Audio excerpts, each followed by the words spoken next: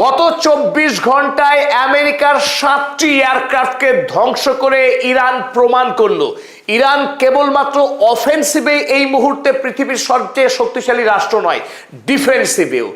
Iran 28 ফেব্রুয়ারি থেকে Israel এবং মধ্যপ্রাচ্যের মার্কিন সেনাচারীগুলোকে তাক করে যেভাবে আক্রমণ করতে সফল হয়েছিল, অপরদিকে ইসরায়েল এবং মার্কিনী বোমারু বিমানগুলোকে ধ্বংস করার ক্ষেত্রে কিন্তু ততখানি সফল হচ্ছিল না। ফলে ইরানে ব্যাপকভাবে ক্ষয়ক্ষতি চালিয়েছিল ইসরায়েল এবং আমেরিকা। সেই ইতিহাসকে সম্পূর্ণরূপে বদলে দিয়ে গতকাল থেকে 24 ঘন্টা ধরে ইরান যেভাবে আমেরিকাকে ঝটকা দিয়েছে, ডোনাল্ড ট্রাম্প এবং হেগসেট তাদের দুজনের মুখে চুনকালি ঘষে দিয়ে এই মুহূর্তে আমেরিকার একটার পর একটা এয়ারক্রাফট ইরানের বায়ুসীমাতে আসছে আর ধ্বংস হচ্ছে। এর থেকে প্রমাণ হয় ইরান তার বায়ু সুরক্ষাকে এই মুহূর্তে নিশ্চিত করতে পেরেছে। ইরানের নিজস্ব প্রযুক্তিতে তৈরি বাভার 373, আপনারা ছবিতে যে এয়ার ডিফেন্স সিস্টেম দেখছেন, বাভার 373 গত 2019 সালে প্রথম এই ডিফেন্স সিস্টেম লঞ্চ করা হয়েছিল বলে দাবি করা হয়েছিল ইরানের পক্ষে। কিন্তু যুদ্ধের প্রথম থেকে আমরা কিন্তু বাভার 373 ব্যবহার দেখিনি সেই অর্থে। কিন্তু গত 24 ঘন্টা থেকে ইরান যেভাবে আমেরিকান এয়ারক্রাফটের বিরুদ্ধে একটার পর একটা মিসাইল হামলা চালিয়েছে, তাতে এই মুহূর্তে পশ্চিমী দুনিয়া হতচকিত। আমেরিকা এবং ইসরায়েল এই মুহূর্তে কোমায় চলে গিয়েছে ইসরায়েলের এই পাল্টা মার খেয়ে। আমেরিকার তৈরি থার্ড কিংবা প্যাট্রিয়ট যে এয়ার ডিফেন্স সিস্টেম, সেই ডিফেন্স সিস্টেম বা রাশিয়ার S-400, পৃথিবীর এই তাবড় শক্তিশালী রাষ্ট্রগুলো তারা যে এয়ার ডিফেন্স সিস্টেম বানিয়ে রেখেছিল, পৃথিবীর বিভিন্ন দেশকে বিক্রি করে আসছিল তাদের তৈরি এই টেকনোলজি থার্ড বা প্যাট্রিয়ট। কিন্তু ইরান তার নিজস্ব বিজ্ঞানীদের কাজে লাগিয়ে, নিজস্ব মেধা কাজে লাগিয়ে এই মুহূর্তে তারা সাফল্যের সঙ্গে তাদের যে টেকনোলজি ব্যবহার করে আমেরিকার ফাইটার জেটকে ধ্বংস করছে, তাতে এই মুহূর্তে আরো একবার প্রমাণ হয় যে ইরান যুদ্ধক্ষেত্রে এই মুহূর্তে পৃথিবীর অন্যান্য রাষ্ট্রের তুলনায় কতখানি এগিয়ে যেতে সক্ষম হয়েছে। ইরানের বর্তমান air defence commander Ali Reza Elhami আজ জানিয়েছেন আমেরিকার যে কোনো ফাইটার জেট, সে F-35 হোক কিংবা F-15 হোক, যে কোনো ফাইটার জেটকে ধ্বংস করার সক্ষমতা রাখে এই মুহূর্তে ইরান। তাই আমেরিকা বা ইসরায়েলকে কড়া হুমকি দিয়েছে এলহামি। যদি ইরানকে সফট টার্গেট ভাবে, ইরানের আকাশকে যদি আমেরিকা তার আকাশ বলে ভাবার দুঃসাহস দেখায়, আমেরিকাকে চরম মূল্য দিতে হবে। দুদিন আগে গ্যাংস্টার ডোনাল্ড ট্রাম্প হোয়াইট হাউসে প্রেস সাক্ষাতে বলেছিলেন যে আমেরিকার বায়ুসেনা অপরাজেয়, যে কোনো দেশের আকাশ সীমাকে আমেরিকার নিজের আকাশ সীমা বানানোর ক্ষমতা রাখে।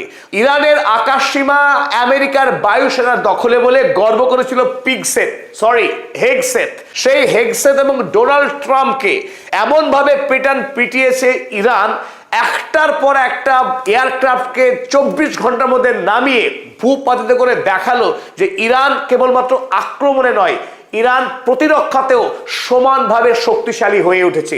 ইরানের নিজস্ব প্রযুক্তিতে তৈরি মিসাইল সৈয়দ 4 ব্যবহার করে F-15 ফাইটার জেটকে ধ্বংস করে দেখিয়ে দিয়েছে ইরান যে তাদের তৈরি বাভা 373 আমেরিকার তৈরি থার্ডের থেকে কোনো অংশে কম না, বরং এই মুহূর্তে পৃথিবীর অধিকাংশ অ্যানালিস্ট তারা তুলনা করছেন রাশিয়ার তৈরি S-400 এর থেকেও অনেক বেশি শক্তিশালী ইরানের তৈরি এই আকাশ প্রতিরক্ষা ব্যবস্থা বাভার 373।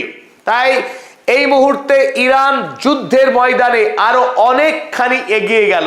গত 3 দিন ধরে যেভাবে ইরান অপারেশন ট্রু প্রমিস 4-এ ইসরায়েলকে গুড়িয়ে দিচ্ছে, তারপর এই মুহূর্তে আমেরিকার ফাইটার জেটগুলোকে একটার পর একটা ভূপাতিত করার মধ্য দিয়েই দেখিয়ে দিল ইরান যে ইরানের ইসলামিক রিপাবলিক কত শক্তিশালী।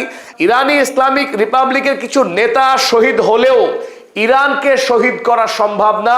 ইরান অপরাজেয় শক্তি, অপরাজেয় ছিল, আগামী দিনেও এই মার্কিন যুক্তরাষ্ট্রকে পরাস্ত করার মধ্য দিয়ে পৃথিবীতে নতুন ইতিহাস লিখতে চলেছে ইরান।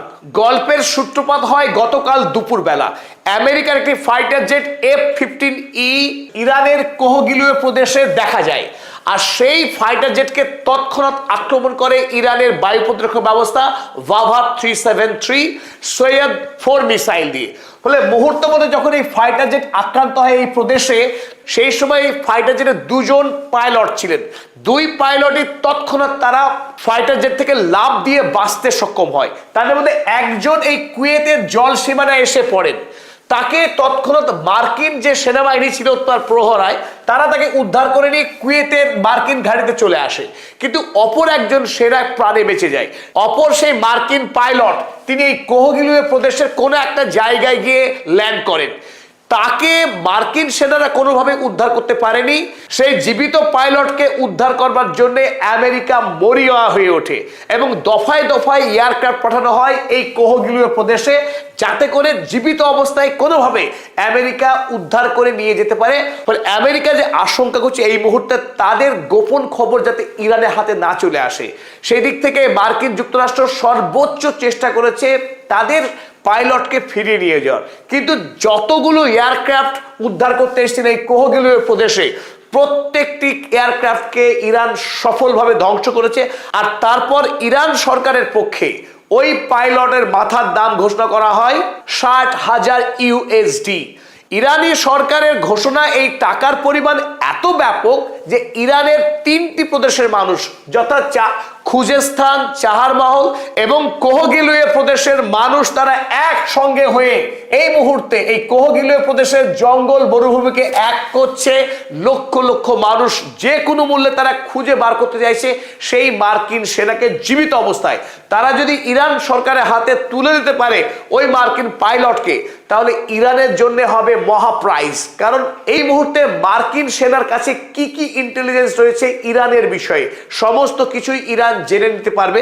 একদিকে ইরান সরকার মরিয়া ওই পাইলটকে জীবিত অবস্থায় ধরতে, অন্যদিকে আমেরিকা ততখানি মরিয়া ওই পাইলটকে যে কোনো অবস্থায় উদ্ধার করে মার্কিন সেনার সাথে ফিরে নিয়ে যাওয়ার। ফলে এই মুহূর্তে নাটক চরম পর্যায়ে পৌঁছে গেছে এই F-15 ফাইটার জেটকে ঘিরে।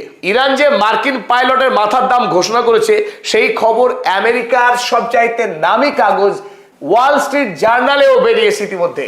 Iran offers reward for capture of crew of US jet. US জেটের ওই পাইলটের মাথার দাম ঘোষণা করছে ইরান। তবে ইরান যদি এই পাইলটকে জীবিত অবস্থায় বন্দি করতে পারে, আগামী দিনে আমেরিকার সঙ্গে যে দ্বিপাক্ষিক আলোচনা হতে পারে যুদ্ধ বিরতির, সেই ক্ষেত্রে ইরান আপার হ্যান্ড পাবে, কারণ ইরানের হাতে শক্তি বাড়বে, তাতে কোনো সন্দেহ নেই। চলুন এবার আমরা দেখে নেই ইরানের হাতে কি কি আকাশ প্রতিরক্ষা ব্যবস্থা রয়েছে এই মুহূর্তে। আমরা ইতিমধ্যে আপনাদেরকে জানিয়েছি ভাভা 373 কথা। অন্যদিকে রাশিয়ার তৈরি S-300 PMU-2 এই প্রতিরক্ষা ব্যবস্থাও ইরানের হাতে ছিল। তার ব্যবহার খুব কিঞ্চিত হলেও দেখা গিয়েছে এই যুদ্ধের সময়। কিছুটা মিডিয়াম রেঞ্জ এবং নিজস্ব প্রযুক্তিতে তৈরি খোরদান এবং আরমান, এই দুটি ব্যবস্থাও ইতিমধ্যে ডেভেলপ করেছে ইরান। আর সবশেষে টর M1 মিডিয়াম রেঞ্জের 3টে বায়ু প্রতিরক্ষা ব্যবস্থা রয়েছে ইরানের কাছে। তবে এই সমস্ত প্রতিরক্ষা ব্যবস্থা এতদিন পর্যন্ত সেইভাবে দাগ কাটতে পেরেছিল না, খুব অল্প পরিমাণ সাফল্য তারা পেয়েছিল। কিন্তু গত 24 ঘন্টাতেই সমস্ত খেলা আমূল বদলে গেছে। আমরা চলুন দেখে নিই একবার। গতকাল রাতে আমরা আপডেট দিয়েছিলাম, জানিয়েছিলাম ইরান ধ্বংস করছে আমেরিকার F-35 ফাইটার জেট। সেটা IRGCও প্রাথমিকভাবেই দাবি করেছিল। পরবর্তীকালে আরো তদন্ত করে জানা গিয়েছে যে সেটি F-35 ছিল না, ছিল F-15। পরে ইরান সরকারের পক্ষে এই বিষয়টি স্পষ্ট করা হয়। আমরা যে ছবিটা দেখতে পাচ্ছি এটি হলো F-15E ফাইটার জেট। এই ফাইটার জেট ধ্বংস থেকেই সমস্ত গল্পের সূত্রপাত। পরবর্তীকালে সেই পাইলটকে খুঁজে বার করতে আপনারা ছবিতে দেখছেন F-16 এই ফাইটার জেট ইরানের কোহগিলুয়ে প্রদেশে আসে, তাকেও আক্রমণ করা হয়। যদিও সেই আক্রমণে F-16 পুরোপুরি ধ্বংস হয়নি, কিছুটা ড্যামেজড হয়েছিল এবং তড়িঘড়ি এমার্জেন্সি ল্যান্ডিং করতে বাধ্য হয় মধ্যপ্রাচ্যের দেশে। এরপরে পাঠানো হয় A-10 ফাইটার জেট। আপনারা দেখছেন আকাশে আগুন লেগে যায় এই A-10 ফাইটার জেটে। সেই ফাইটার জেট ধ্বংস হয়েছে নিশ্চিতভাবেই, কারণ পরবর্তীকালে এই A-10 ফাইটার জেটের ধ্বংসপ্রাপ্ত হওয়ার ভিডিও ফুটেজ হাতে পাওয়া গেছে। পরে আরো দুটি ব্ল্যাক হক হেলিকপ্টার, আপনারা দেখছেন ছবি দেখছেন ব্ল্যাক হক হেলিকপ্টারের। এই ব্ল্যাক হক হেলিকপ্টার ধ্বংস হওয়ার পরে এই চিত্র দাঁড়ায়। এর পাশাপাশি আরো অনেক বেশি মূল্যবান KC-135 স্ট্র্যাটোফুয়েল ট্যাঙ্কার এই ট্যাঙ্কারকেও আক্রমণ করা হয়। এই দিয়ে কম করে হলেও 13টি স্ট্র্যাটো ট্যাঙ্কার ধ্বংস হলো আমেরিকার। এই আবহে ইরানের আরো একটি নতুন শক্তিশালী মিসাইলের অবতারণা। আপনারা ছবিতে দেখছেন ঝা চকচকে অপূর্ব দেখতে সুন্দর এই সৈয়দ 4 মিসাইল। বর্তমানে এই ধ্বংসকাণ্ড চালানোর কাজে ব্যবহার হচ্ছে এই শক্তিশালী সুদর্শন মিসাইল।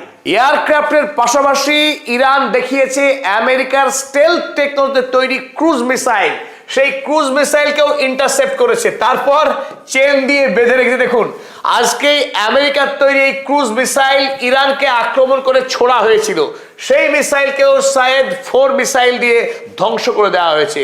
তাই এই মুহূর্তে ইরানের আকাশ প্রতিরক্ষা ব্যবস্থা এক প্রবাদ প্রতি মাত্রায় পৌঁছে গেছে। এয়ারক্রাফট এবং মিসাইল উভয় ক্ষেত্রে সাফল্যের সঙ্গে ইন্টারসেপ্ট করে দেখিয়ে দিয়েছে ইরান তার শক্তি কতখানি বৃদ্ধি পেল। তাই অফেন্সিভের পাশাপাশি ডিফেন্সিভেও ইন্টারসেপশনের ইরান এই মুহূর্তে অত্যন্ত শক্তিশালীভাবে লড়াই করছে। ইন্টারসেপশন শক্তিশালী হওয়ার পর স্বাভাবিকভাবে আশা করা হচ্ছে আগামী দিনে ইরানের উপরে আক্রমণের সংখ্যা কমতে বাধ্য। এখন প্রশ্ন হলো, ইরান তার বিশাল দেশে কতটা এই সুরক্ষা প্রোভাইড করতে পারছে? বিপুল জনসংখ্যার বিশাল আয়তনের দেশ ইরান, সেই দেশকে পুরোপুরি আকাশ সুরক্ষা দিতে গেলে বেশ বড় মাপের আকাশ প্রতিরক্ষা ব্যবস্থা দরকার। এখন সেই ক্ষেত্রে ইরান কতটা কার্যকরী ভূমিকা পালন করতে পারছে সেটা এখন দেখার অপেক্ষা। পরবর্তী ভিডিও নিয়ে আপনাদের সামনে আবারও হাজির হচ্ছি, ততক্ষণ জন্য বিদায় নিচ্ছি। পদাতিকের এই ভিডিও যদি ভালো লাগে আপনার 5 বন্ধুকে শেয়ার করুন এবং সকলের কাছে পৌঁছতে সাহায্য করুন। সকলকে আরো একবার ধন্যবাদ জানাচ্ছি। আমি অধ্যাপক আব্দুল হালিম।